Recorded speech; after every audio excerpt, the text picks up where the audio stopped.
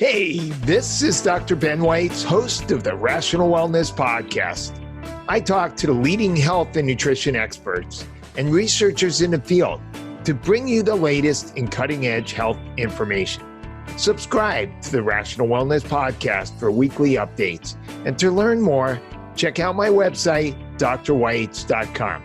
Thanks for joining me, and let's jump into the podcast. Hello, Rational Wellness Podcasters. Today our topic is autoimmune diseases with Kippola. Autoimmune diseases are increasingly common causes of sickness and death in the United States. Autoimmune diseases have been on the rise for at least the last 4 decades.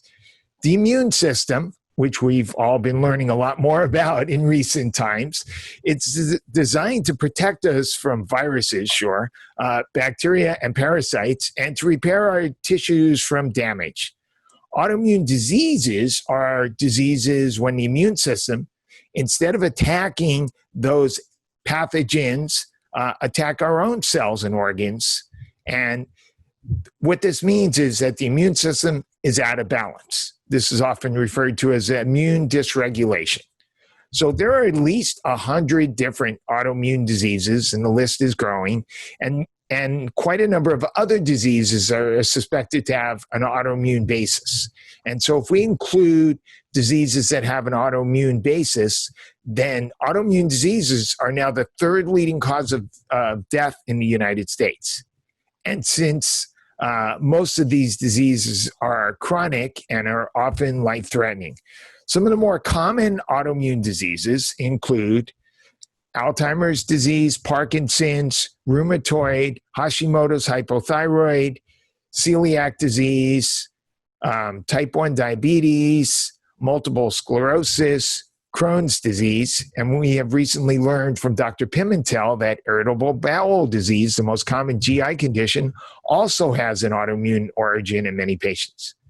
Conventional medical doctors treat autoimmune diseases either by controlling the symptoms, such as providing thyroid hormone in the case of Hashimoto's hypothyroid, or by using medications that suppress the immune system, such as corticosteroids, chemotherapeutic agents, or the newer injectable TNF alpha blocking agents like Humira and Remicade. These drugs block the immune system, and unfortunately this is a problem because we do need a properly functioning immune system, and they have potential side effects like infections and cancer. But functional medicine treats autoimmune diseases by looking at some of the underlying factors that lead to this immune system getting dysregulated, such as leaky gut, food sensitivities, toxins, mold, heavy metals, infections, nutritional deficiencies, stress, etc. And this is very important. If I have a patient with Hashimoto's hypothyroid, and most women in the US with hypothyroid have autoimmune Hashimoto's, and all this patient is treated with is thyroid medication, it doesn't do anything for the smoldering fire of the autoimmune disease that has been attacking the thyroid gland, and chances are will continue. So this patient may need higher dosages of thyroid, or they may end up with another autoimmune disease. So not just regulating the thyroid, but also putting out that smoldering fire of autoimmunity is crucial for this patient's long-term health. Kippola wrote an awesome book, Beat Autoimmune, the 6 Keys to Reverse Your Condition and Reclaim Your Health. And she is a functional medicine certified health coach. And she specializes in helping patients reverse and prevent autoimmune diseases. And she's here to bring some clarity to this topic and give us some more detailed ideas about what we can do about preventing and reversing autoimmune diseases. Palmer, thank you so much for joining me today. It's an honor and a pleasure, Dr. Weitz. Thank you so much for having me. Absolutely. So maybe we can start by introducing you to our audience by having you tell us a little bit about your life story, beginning when you were diagnosed with MS at age 19. Yeah, well, I have to take you back a few years in time for that. So, in fact, I grew up in where you're practicing right now in Southern California, and I was home for the summer after my freshman year of college. And I was your average 19-year-old, hardworking, hard-playing, a young woman. I was home from school and I didn't have any of the precursor symptoms. So this hit me quite out of the blue. I was working a summer job, and one morning I woke up and the soles of my feet were all tingling, that feeling, that pins and needles feeling, like when you sit on a limb too long. And I shook my feet, but as hard as I shook my feet, I couldn't get the blood flow back to my feet. And I headed off to work thinking this will just pass. But over the course of the morning, the tingling progressed and it crept up my legs like a vine. And by the time it got to my knees, I knew something was wrong. So I called my parents, who called the family doctor, who said, get her over to the neurologist at UCLA today. So that afternoon, we sat in the neurologist's office, and it was a woman who had me do the cursory exam, which, heel toe, touch your finger to your nose. And that was really about it. Tested my reflexes. And after about 5 minutes, she said, with what I consider to be a spectacular lack of sensitivity, I am 99% certain that you have MS, multiple sclerosis. And my family and I had never heard of this. So this is the mid 80s. So I have to take you back a little bit. We didn't have an internet, but we had, like you said in the introduction, these are on the rise, these autoimmune conditions. And when I was growing up and in the mid 80s, nobody had heard of MS or multiple sclerosis. And so the doctor continued, if I'm right, there's nothing you can do except go home and wait. We have these immunosuppressive drugs, these steroids, which you could take. And we have something called an NMR, a nuclear magnetic resonance image machine, which was the precursor to the MRI. But other than that, there's nothing you can do. So later I would learn that she actually pulled my parents aside and said, you better get ready because she's destined for her life in a wheelchair. So wow. you need to really prepare for that. And just out, like I'm telling you, like a Mack truck, just simply quite out of the blue. And that day we went home just devastated. We had no idea what to expect. That feeling of uncertainty and the earth has shifted beneath your feet. That was what we felt. And that night we got into bed. My mom crawled in with me, and all the areas that had been tingling had crept up right underneath my chin. But now every part of my body had gone numb. And my body would stay completely numb for a full 6 weeks that summer. Wow. 1984. Terrifying time. Yeah. So I'll leap into, I won't leave you hanging here. We started, when I wasn't despairing about the future, my parents were really rocks, and, they were really there for me. And my dad, who really encouraged my can-do attitude, would say to me, honey, you're going to beat this thing, which is how I got the title of the book, was my dad's encouragement. You could beat this thing. And my mom started to plan for my future in a wheelchair. Could I go to school? Could I attend UCLA in a wheelchair, for example? Wow. That was what we were feeling. So I lay on the couch because there was nothing else I could do that summer. When you're numb, you can walk, but you don't have any of that proprioception where you can feel your limbs in space. So it's this really gangly walk. And I would install myself on the couch every day for 6 weeks. And friends who weren't too scared off by this mysterious disease would come and visit. And some friends bought what do 19-year-old friends bring you? Cookies, books, movies. They hang out with you. And this one family friend came to visit. She was into things metaphysical. And she said, Palmer, why do you think you got this MS? Why do you think you got this? And I was literally stunned. I mean, I was really taken aback. I got mad. Are you insinuating that I brought this on? Do you think that I did something to do this or deserve this? And she left, but the question wouldn't leave me. So I sat there on the couch chewing on that question like a dog with a bone. And I just lay there. How did I bring this on? And so I need to take you back a little bit more in time. So I had been adopted as a baby, and my parents were very loving.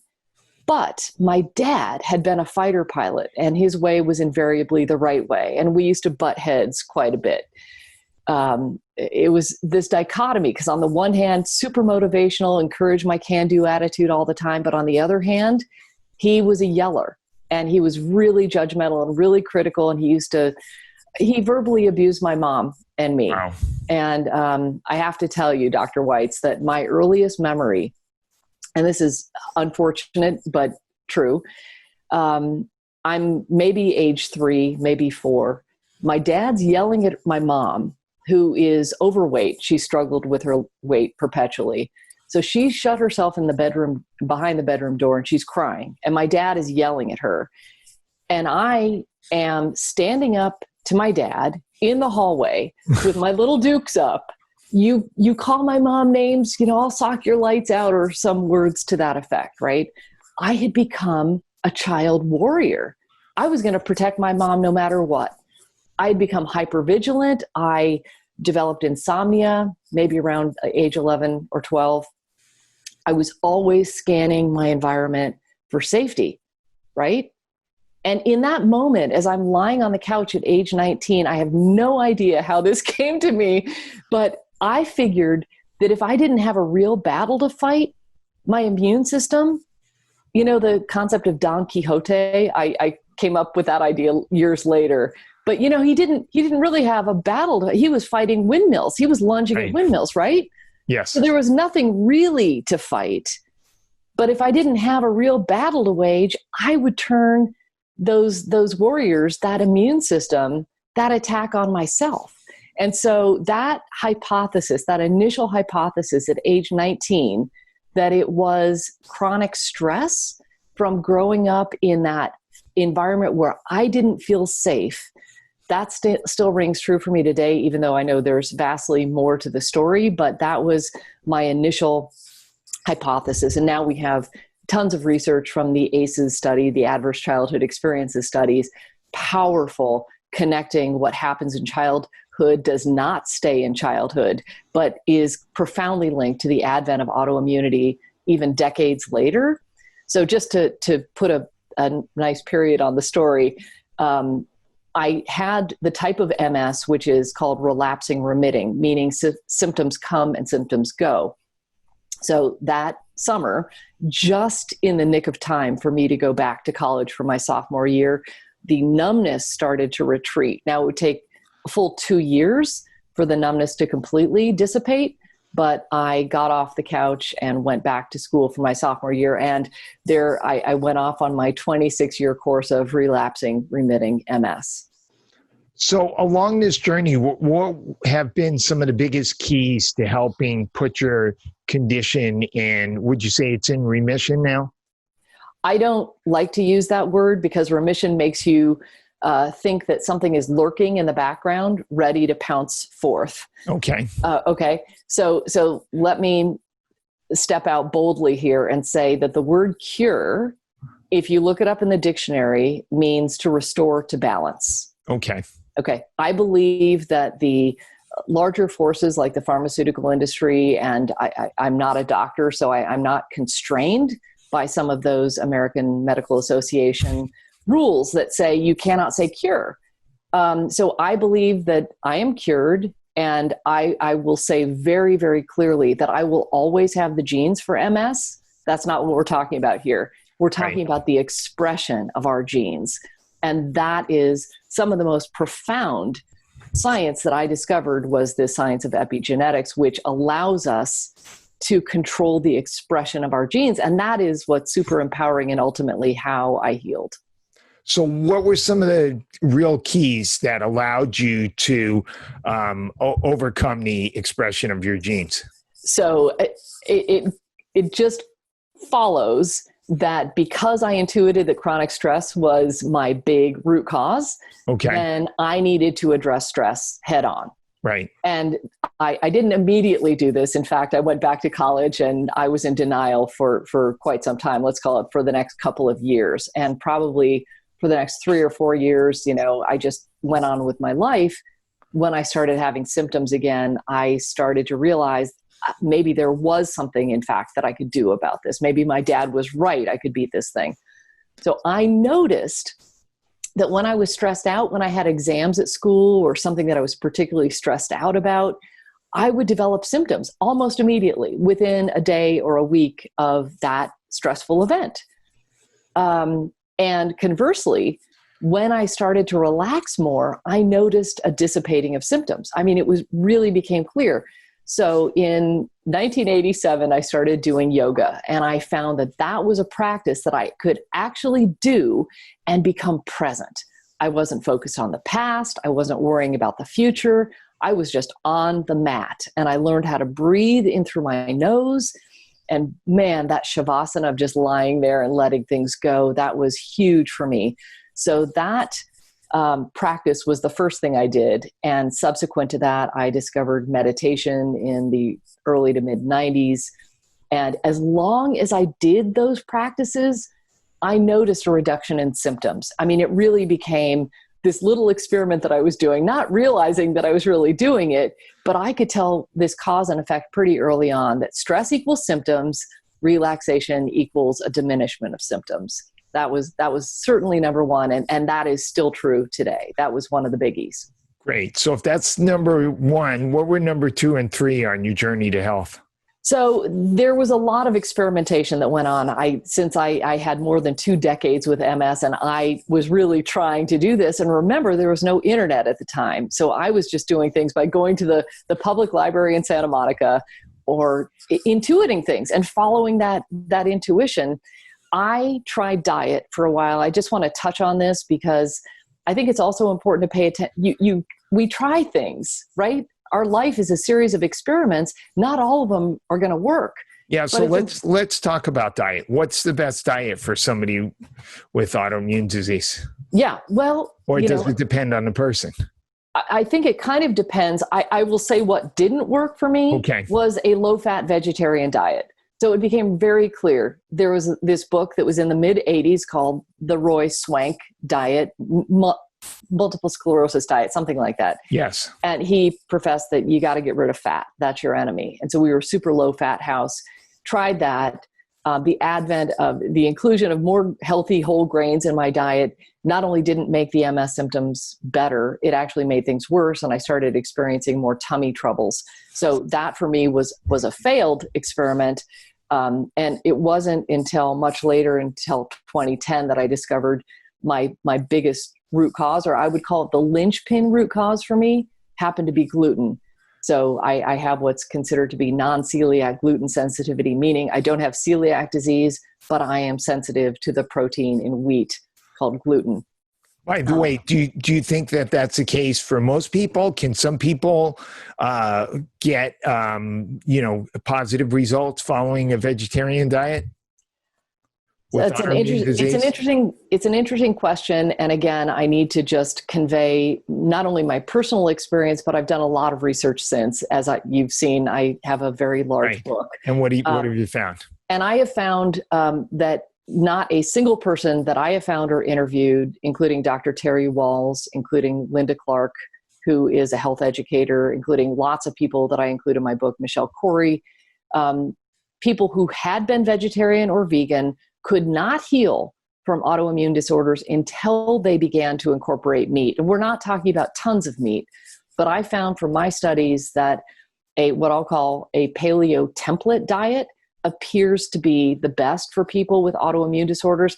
Now, that's not to say that a short-term vegetarian or vegan diet is not powerful in helping you to detoxify from things. I think as a cancer, healing mechanism, that can be helpful for a short term. But when it comes to building and repairing the proteins that we have in our bodies, every single cell, we need those amino acids from animal-based protein. And I would certainly only advise and advocate for humanely raised, grass-fed, grass-finished, so 100% grass-fed animals and wild fish. So in terms of, you mentioned gluten. So gluten is a food that you said you were sensitive with. You didn't necessarily have celiac disease. And so are there a set of foods that all patients with autoimmune disease should avoid? Or should we be testing for food sensitivities or doing an elimination diet? How should we approach that? So this is huge. And I didn't answer one of your questions, which was, does everybody need to give up gluten? And I want to really address this. Okay, yes. Because this is the elephant in the room.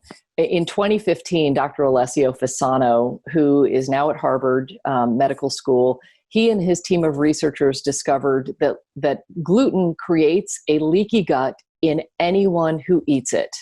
I want to be really clear because that sounds like a really big and bold statement, and it is, because we've also discovered that a leaky gut, that is intestinal hyperpermeability, is the pathway to autoimmune disorders.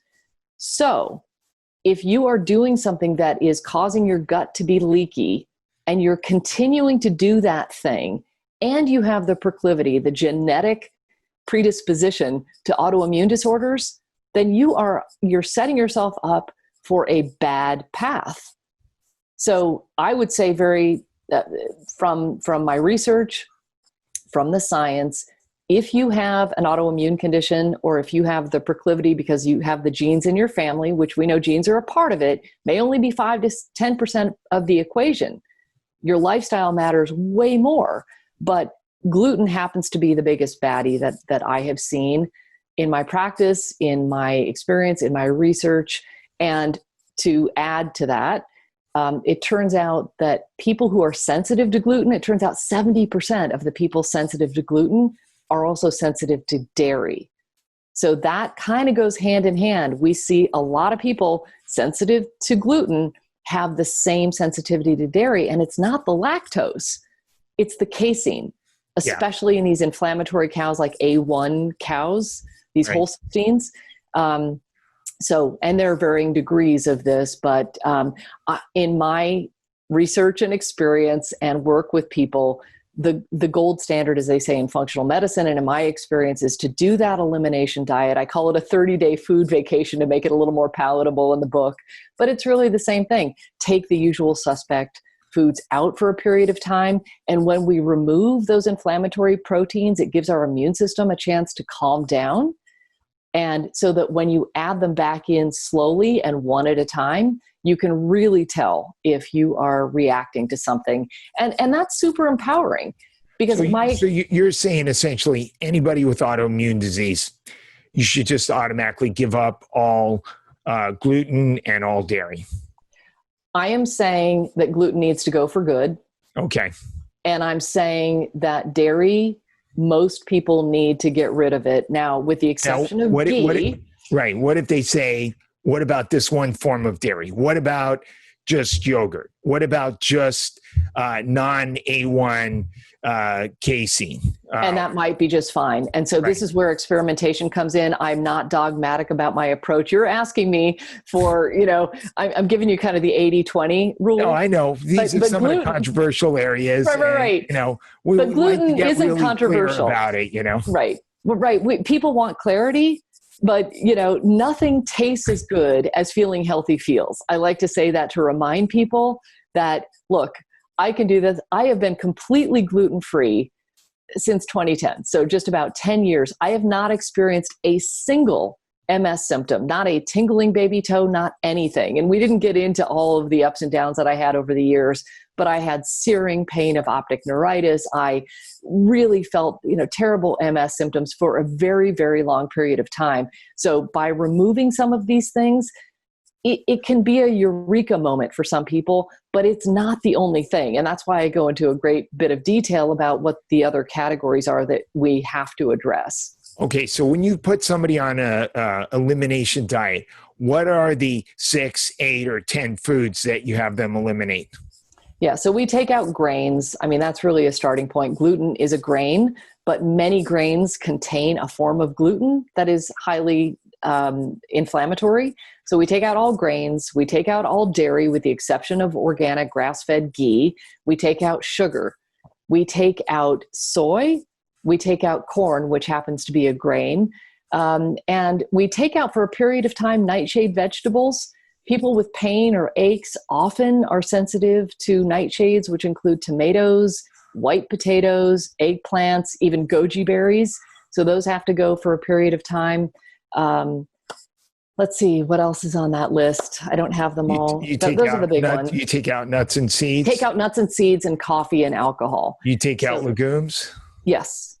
So essentially you're saying follow an autoimmune paleo diet. That's right. And I would say it sounds so restrictive, and people are like, what do I eat? What's left? And I have that optimal food guide, which we can share with people. They can go to my website and get this free download, because I really want people to know there is a ton of stuff that you could eat, but the best you can do for this period of time, it might be 30 days, could be 60, might be 90. Some people never want to go back to eating these things, right? Eggs. Oh, we forgot eggs. That's a big one. It might actually be number 3 on the list. And what people will notice across all of these foods, it's the protein. These are protein molecules that can often be inflammatory in people with autoimmune susceptibilities, but not everybody is intolerant to eggs, for example. So that's why we call it a paleo template, because sometimes there's variability. And you asked about dairy. Could you come back to goat yogurt, for example, or sheep cheese? I mean, there is a world of things that you can try to experiment with. But we know enough now. There's enough data. There's enough research. You don't have to go and do all this research on your own. I did it because it wasn't out there. There was no Terry Walls when I was healing from MS, right? So they follow this autoimmune paleo, very strict diet. Yeah. How do you determine if it's 30 days or 60 days? You're waiting for amelioration of symptoms? That's right. That's right. Okay. So people typically, and I see, and other practitioners and integrative and functional doctors agree that people can reverse symptoms of autoimmune conditions between 60 and 100% just by addressing food, which is why it's chapter 1 in my book, Start with Food, because it's such a high leverage category. Okay, so you do that. Let's say you do it for 30 days, their symptoms go away, and now they start putting foods back in one at a time. Mm-hmm. And what if they put all the foods back and they don't notice any difference? Oh, I have to share with you that this was a story of one practitioner who's a friend of mine, who completely reversed lupus and Hashimoto's thyroiditis. She had a hefty dose of traumatic stress in childhood. She had a ton of food sensitivities. She developed these autoimmune conditions. She finally discovered that food might be the path out. So she did this elimination phase, but she was so eager to go back to her favorite foods. Guess what she had for her first meal after all of this? She had a burrito. A burrito. So it's got flour. There's gluten in the tortilla. There's cheese. So we've got dairy. There's beans. So there's beans and legumes, right? There's tomatoes for the nightshades, or, other people. And then she developed the symptoms. They came flooding back. So she had lost all this weight. She that inflammatory water weight when she was doing the elimination phase. She had the burrito and everything swelled back up again. So she had to go through the whole process again. So that's one thing that can happen if you decide to introduce things like you're going to go have a pizza as your first meal, one at a time.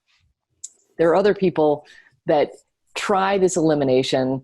They go through it, they put things back in slowly, they do everything right, and they still can't tell their symptoms. And this is when, as you mentioned, doing food sensitivity testing can be helpful, although I've seen it kind of go both ways in my own personal experience and with clients who get these tests done, and it turns out that they're sensitive to, cooked pineapple and red dye number 32 and, crazy things that they don't even eat. So it's less empowering when you get a test done and you don't resonate with what it finds. Or the test comes back and says they have no food sensitivities and they spend $800 for it. That's right. That's right. So there's more than just food, and we need to talk about that because there are a number of root causes. I mean, even stress can create a leaky gut. So I'm not sure that people are really aware of that, but you can do everything right. You can get your pristine diet, right? You can exercise, you can get up in the morning and meditate. But if you're still wrangling with a lot of stress, I would submit that you can have a really hard time healing. Or if you decide you're not going to address that traumatic stress from childhood, it's a tough road to get fully better. So let's go into gut health next. Gut health is one of the chapters in your book. It's obviously one of the big factors in autoimmune diseases. And you mentioned leaky gut, and then there's the term gut dysbiosis. How do we figure out what's going on, and how do we figure out how to address these issues? Great question. So we know that, and I don't know what your experience is in working with autoimmune patients, but I can say that if you have symptoms, mysterious symptoms, or an autoimmune condition, there is almost a 1-for-1 correlation with a leaky gut. That we can assume that your gut is leaking these large protein particles. Why? Because if you have symptoms, that means that your immune system is attacking something in your body, and it could be dysregulated. Sometimes it's called molecular mimicry or mistaken identity. That gluten fragment, if we want to use that, inflames the lining of the gut, actually breaches the gut barrier, gets into the bloodstream where it doesn't belong, and that's what sets off that's what sets off the immune system. So let's start there, right? So it gets through the lining of the gut, then your immune system, doing what it does, what it's supposed to do, develops antibodies, which are missiles. They're actually bullets, you could think of them, to attack the invaders. That's what the immune system is supposed to do. And so it views gluten, or that protein, that casein from dairy, as an invader, tags them, begins to shoot at them, right? But it develops so many antibodies in the process of trying to destroy that invader that it's going around the bloodstream looking for a fight. And your human tissue, and I don't know how in the world this is possible, but our human tissue at a molecular level can resemble that gluten fragment. That gluten molecule looks like the thyroid tissue. Yes. Or in the case of MS, as the myelin sheath. Okay? So that's where the bullets are mistaken. They're doing their job, but your thyroid or your myelin sheath just gets in the way. So it's not that your immune system has turned on you in some sort of evil or malicious kind of way. It's just doing its job. So in order to stop that autoimmune attack, we therefore need to remove the stuff that is breaching the lining of our gut, heal it and seal it so that we can arrest that process. And that's central to the autoimmune equation that Dr. Fasano and his team discovered. We have an autoimmune equation, which are, you have to have the genes for it, right? So it turns out that my birth father has MS. So I know that there's a genetic connection. Number 2, we have to have these inflammatory environmental factors that are either coming from the environment or within us that are toxic and causing our immune system to overreact. And then we have the advent of this leaky gut. And so the exciting thing about this autoimmune equation is if you flip the equation, we can reverse the condition, meaning you find and remove your environmental triggers, remove them, and heal and seal the lining of your gut. And that is central to arresting that process. So I wanted to share that mechanism of how autoimmunity happens so that people can really visualize every time you're putting something into your gut that is irritating it, inflaming it, there's a possibility that that autoimmune attack could start, or it could be perpetuated until you stop that process of introducing those two. So how do we assess what's going on in the gut? Do we assume they have leaky gut? Do we test for leaky gut? Do we do a stool sample? Do we do a SIBO breath test? What is your normal procedure with a patient to figure out what's going on in the gut? So typically we can assume that leaky gut is going on. Okay. And so people don't necessarily need to spend money to figure this out. They can just do their own experimentation of taking stuff out. We know what the biggest baddie culprits are for harming our guts, and we've talked about food. I will also add that part of the food problem is how it is grown and how it is sprayed with glyphosate. And that is one of, and commonly known as Roundup. This is something that we know harms the lining of the gut. So people can take this stuff out and do their own experimentation. We know that antibiotics. But the container of Roundup at the store has nice pictures of animals and butterflies and plants. Don't be fooled, people. Don't be fooled. And this is where it is incumbent upon us as consumers to really become the CEO of our own health and well-being. We have to do our job, our research to protect ourselves. The Europeans have or follow what's called the precautionary principle. And in their, I forget the name of the body that tests for chemicals and whatnot, but they won't let chemicals get introduced to the environment until they're proven safe. Whereas in this country, we release the chemicals and then they're only taken off the shelf when they're proven guilty. Well, because the goal is protection of the profits of big corporations. People's health, oh well. Right. So I'm a product of Cheerios. I ate gluten with every meal. Okay. I had peanut butter and jelly sandwiches for every day of my life growing up. I had pasta or pizza or beer throughout my life. And I did not realize, I did not put this together, that I was inflaming and harming my gut and perpetuating the MS for more than 2 decades until I did that experimentation and removed it. And, voila. Again, not to say that that's going to be the standard that happens for people. You take one thing out and you're good.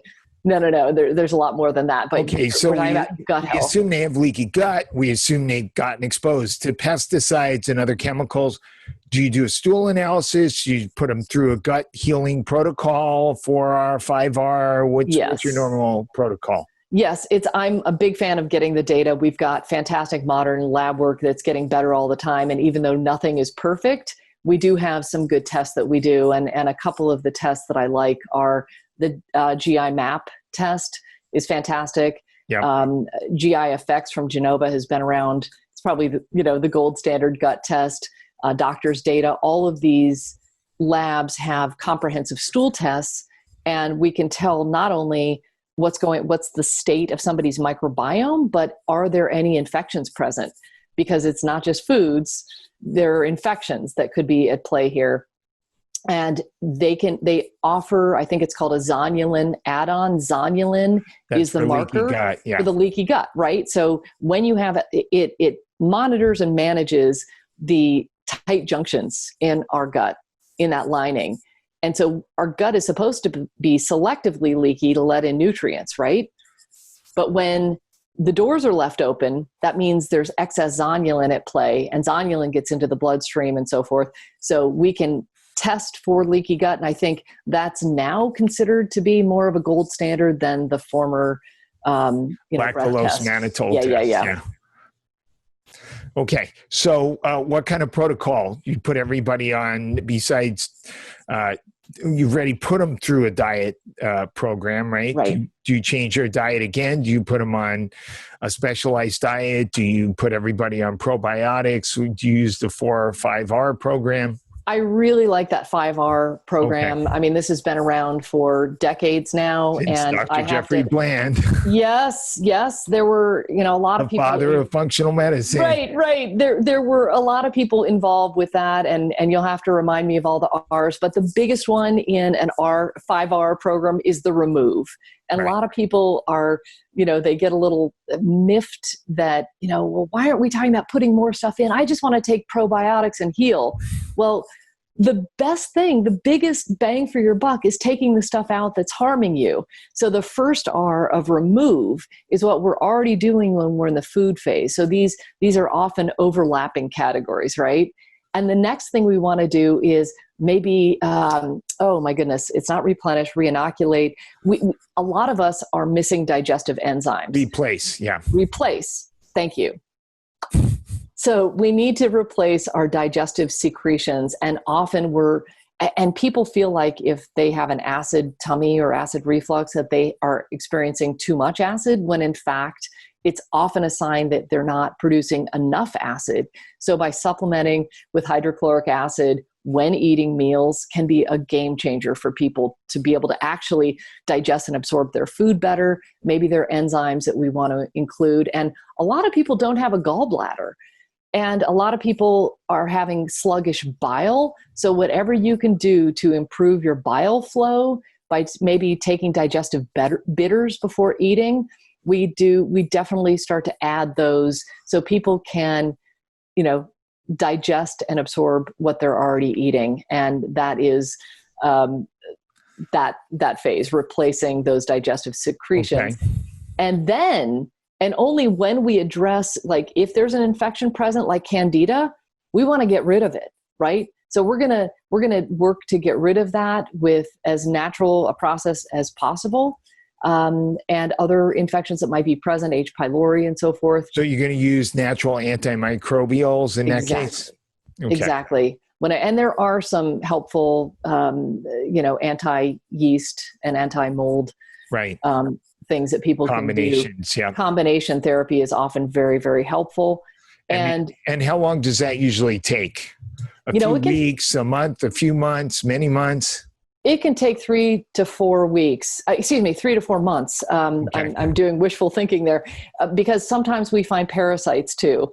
Right. And if people find that on their stool test that parasites are present, there's actually another test that I really like from Para-Wellness Research that can be much more specific about the types of parasites that are in there. So oftentimes we got to get that stuff out. I mean, we were designed to cohabitate with a lot of these critters that are in us. But I think what happens is that when we have all of these inflammatory foods and the sugar we're eating and the simple diet, we start to feed those microbes the pathogenic stuff, and it starts to overgrow, like the candida, like the parasites. So when we start with a diet, remove stuff, we address those parasites and yeast. It might take 3 to 4 months. People need to be patient with the process, right? And It's only when we remove all of those pathogens that we want to start replacing with and reseeding with probiotics and prebiotics, because we don't want to be feeding the microbes that are out of balance. We want to be introducing probiotics at the right time. Right. So the next chapter in your book is infections. And so this is not somebody who currently has a cold or a fever. These are stealth chronic infections that they often don't know they have. That's right. And again, you'll see the overlap here, because a lot of the gut infections that I just talked about are the infections that are driving autoimmune conditions. But people hear about Epstein-Barr and they want to point every finger at Epstein-Barr as being the problem. Well, I'll tell you, 96% of us in the United States have Epstein-Barr. So we have coexisted with viruses for, I don't know how long as we've been on Earth. It's when things get reactivated and when things get way out of balance that these things become problematic. So infections could include viruses, it could include bacteria. We're seeing much more Lyme disease.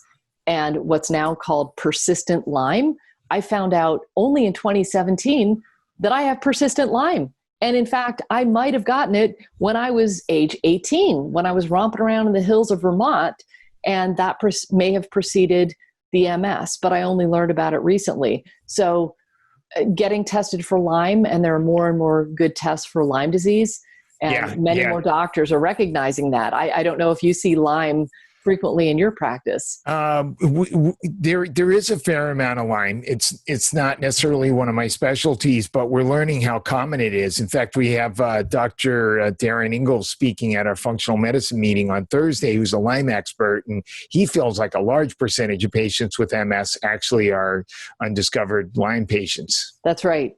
And not just MS. I mean, and this is why I didn't call the book Beat MS, because what we're talking about, these healing principles, goes to all autoimmune. All of them. It's holistic, mind, body, spirit, but you got to look at food. You got to look at infections. You got to fix your gut health. You got to look at toxins in your environment, and you got to balance your hormones. And last but not least is that S for stress that we are all facing, and that makes everything worse. So all of it is part and parcel of what we do. I'm now collaborating with a naturopathic doctor who specializes in infections and toxins. And the other thing that we're seeing much more of is mold. Mold and mycotoxins are just amplifying the problem. So it's not just one thing. I call it a toxin bucket. We all have one, right? We carry a certain amount of toxins. And if we're not excreting properly, if we're not able to handle and let go of the toxins that come into us, and it's all of those things, then things start to build up until finally the leaky gut spills over and you start to have symptoms. Because autoimmunity happens on a spectrum. It goes from silent, where you start to build those antibodies, right? That's happening silently, So when I was 19 and the MS struck, I had been silently building antibodies to my own tissue and the gluten and other things, and not even knowing it. And then the next phase is autoimmune expression, where you start to feel symptoms. And that is exactly where you want to, ideally, you want to prevent things. But most people are going to pay attention when they start having symptoms. What you don't want to do is get to the next phase of things, which is full-blown autoimmune disease, where tissue damage starts to happen, right? So you have this window of, it could be decades from the first silent autoimmunity all the way to full-blown autoimmune disease. But the opportunity to address it is now. So for practitioners who are listening, and maybe even patients who are trying to sort through some of this stuff themselves, and they're saying to themselves, wow, look at all the things that could be affecting my potential autoimmune disease or the autoimmune disease of this patient sitting here in front of me. And we could have food, we could have stress, we could have nutritional deficiencies. We talked about infections, we're talking about gut problems, there's hormonal problems. Oh my God, where do I start? And then where do I go next? And how do I decide what to do? Yeah. Well, I think the first thing to do is take a big, deep breath. I mean, I really do. And I'm not being facetious. I mean, in through the nose, in the belly, a big, deep breath. Autoimmune problems did not happen overnight, and they're not going to go away overnight. This is a process and a practice. But now we have people that have gone through this, that have a framework or a protocol. Follow people who have healed themselves or who have cured themselves. I mean, that would be a really good place to start. There are books out there, not just mine. There are a lot of really good books on the subject. Educate yourself, empower yourself. I would submit that the very first thing to do is to understand that these are reversible conditions. This is not a death sentence. This is not something that you should take what a conventional doctor tells you, that all you can do is manage your disease. That is simply false. There is so much hope, and it's real. Find people who have reversed their condition. I profile 12 of them in my book. I didn't want to write a memoir because people would just pat me on the head. Oh, look at you. You had a spontaneous remission. No. This is not a spontaneous remission. This is learning to control what we can control, and you let go of the rest. But the people that I profile in there, Dr. Mark Hyman, Terry Wall, Susan Blum, I mean, there are a wealth of practitioners who used to be medical doctors, who themselves had some debilitating autoimmune disease or condition. They did the work. And then they, the wounded healer themselves, now they're helping hundreds, thousands of people. So this is an exponential good news story. It's not just my story. So that's my aim, is to really help people to know this is possible. So the first step, understand that it's possible. Decide you're going to reverse your condition and reclaim your life, because you can. And then the next step is to get whatever book you're going to get, and then, educate yourself. There's lots of, my website is palmerkippola.com. I have got lots of free information on there. I've got this book, which is about $10 on Amazon. People ask me, I need more help than a book. I want help implementing this, because there's a lot. As you said, it's not just one thing, it's holistic. So I created this membership called Beat Autoimmune Academy. I've got a bunch of people in there who we're taking step by step, because it can be overwhelming. So people get overwhelmed. I would say to the practitioner out there, the first thing you want to do is take a detailed history like they teach in the Institute of Functional Medicine courses. And then you'll start, once you really go deep into someone's history from birth and kind of find out about their life story, you can start to sort of figure out what direction, this person had a lot of early life stress, this person took lots of antibiotics and had multiple ear infections, and maybe is more liable to have gut and, chronic infections, and you'll get a sense of what direction to go first. And if nothing jumps out at you, always consider starting with the gut. And then also doing some testing can give you an idea of what direction to go to as well. Perfectly said. That was beautiful. That history, when you're sitting with somebody and they're sharing with you how they grew up. Were they breastfed? Were they delivered as a C-section? What kind of home life did they have growing up? What was that like? If they started to develop, let's call it juvenile rheumatoid arthritis, what happened before age 7 that you developed rheumatoid arthritis at age 8? You know, what happened when you were 11 years old and you developed lupus when you were 15? We really need to have other people tell us the story so that they can see how powerful it is. That when I was asked that question, why do you think you got the MS? And I took it as an affront, right? But that question has become my North Star for me and for the people that I work with. We always want to find out why. And if you haven't healed, if you're still experiencing symptoms, those are just messages from your body letting you know that you haven't dug deeply enough into root causes and you need to keep going. That's great. So I think we probably should wrap because we both have appointments coming up. Obviously, there's a lot more stuff we could talk about. We really didn't get to toxins or hormones, but this is a huge topic and we could spend hours talking about it. So for now, do you have any final thoughts for our audience? I do. And I want to help you shortcut the suffering. Because there's an expression that pain is real, but suffering is optional. I think the faster that you can view what's happening in your life as a gift, the faster you can realize that this is happening for you and not happening to you. You move from a victim mode to an empowered mode. The faster you can get to the other side of this. So when I was 19, I didn't have a crystal ball into the future. And I don't know that I would have had the wherewithal to think, oh, thank goodness this is happening to me, right? I'm not trying to be Pollyanna. Of course, you're going to have grief and there's going to be stress and so forth. But the faster you can realize that these things are actually happening for you, to take a more close look at your life, mind, body, spirit, the faster you're going to get to the other side of this. And I find it such a privilege to work with people when I do my one-on-one consulting and they tell me, I want to get to that side too. I want to work with people who have autoimmune conditions. I want to help people. I know I can reverse my condition and I'm still working on it, but I can see that I'm going to view this as an opportunity and as a gift. So that's what I would invite people to consider this as happening for you and not to you. That's a great message. Absolutely. Because it's easy to play the victim or feel the victim and not see it as an opportunity.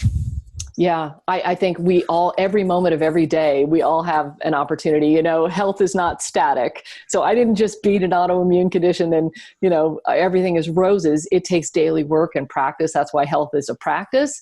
But when we view it in a certain way, it can take a lot of that angst and deep level of stress away. And when we remove the stress and we get into that relaxation response, that's where healing happens.